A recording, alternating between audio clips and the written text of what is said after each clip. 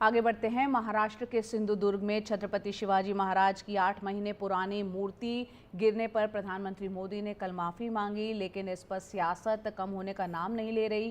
कांग्रेस इसे ढोंग बता रही है, वहीं शिवसेना उद्धव गुट इसे राजनीतिक माफी बता रहा है।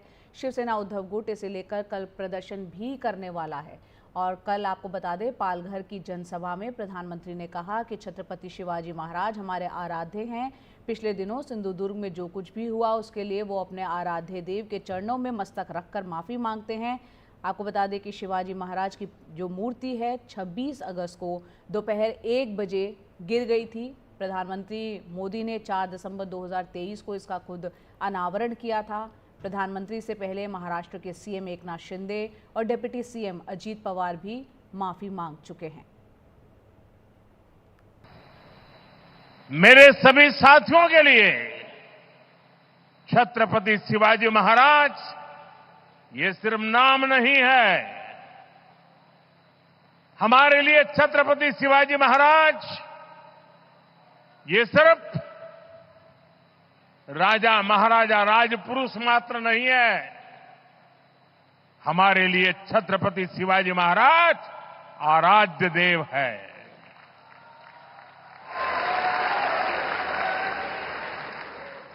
और मैं आज सर झुका करके मेरे आराध्य देव छत्रपति शिवाजी महाराज की उनके चरणों में मस्तक रख के माफी मांगता हूं। और वहीं शिवसेना उद्धव गुट का कहना है कि प्रधानमंत्री की माफी राजनीतिक माफी है। प्रधानमंत्री कल महाराष्ट्र में आए थे, मुंबई में आए थे। मुंबई के लोगों ने उनके काले झंडे दिखाकर स्वागत किया।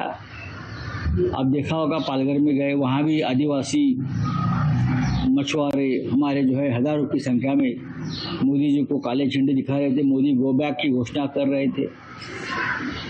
प्रधानमंत्री ने देखा कि छत्रपति शिवाजी महाराज का जिस तरह से अपमान इस राज्य में हुआ है और उनके ही सरकार ने किया, उनके बाद महाराष्ट्र का जो जनमानस है बहुत ही संतप्त हुआ।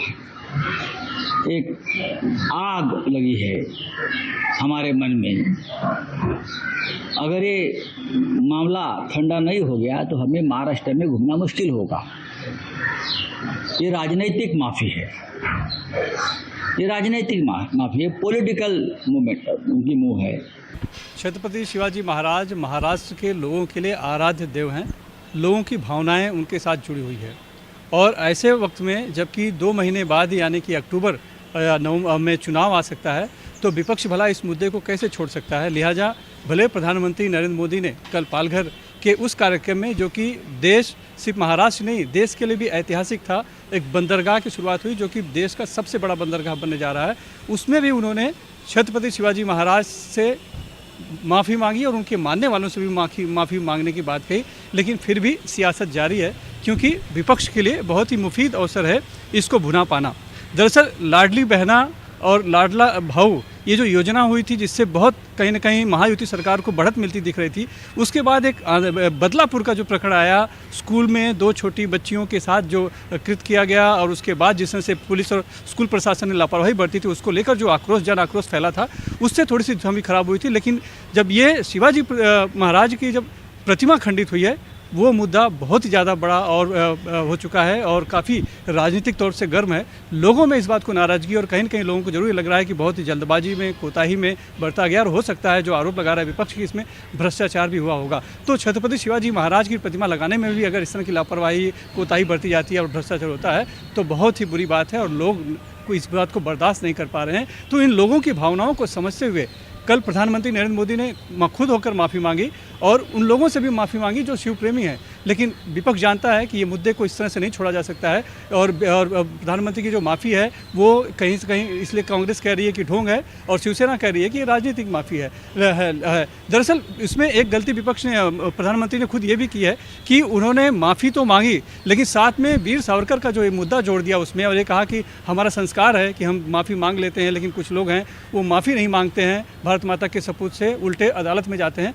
तो इसी को लेकर एक तरह से विपक्ष जो है थोड़ा सा आक्रामक हो चुका है यहाँ पर कि ये बात जोड़ने की क्या ज़रूरत थी? छत्रपति शिवाजी महाराज की तुलना किसी और से नहीं की जा सकती है। तो ये बोलकर खुद प्रधानमंत्री ने एक तरह से राजनीतिक माफ़ी मांगी है, राजनीति की है, लिहाजा विपक्ष की भी राजनीति जारी है। और वो कल जो पूरे महाराष्ट्र में विरोध प्रदर्शन का आयोजन किया गया है, जिसमें कि जोड़ो मारे यानी कि चप्पल मारो, इस तरह का एक आयोजन है जो कि कल मुंबई में फोर्ट से यानी हुतात्मा चौक से शुरू होकर गेटवे ऑफ इंडिया तक जाएगा, जिसमें खुद शरद पवार शामिल होंगे, उद्धव ठाकरे शामिल होंगे, नाना पटोले शामिल होंगे, तो सभी बड़े नेता होंगे। इसके अलावा पूरे प्रदेश में इस तरह का आंदोलन होगा। तो विपक्ष इस सियासत को जारी रखना चाहता है और इसीलिए आंदोलन जारी रहेगा, भले ही प्रधानमंत्री नरेंद्र मोदी ने माफ़ी मांग ली हो।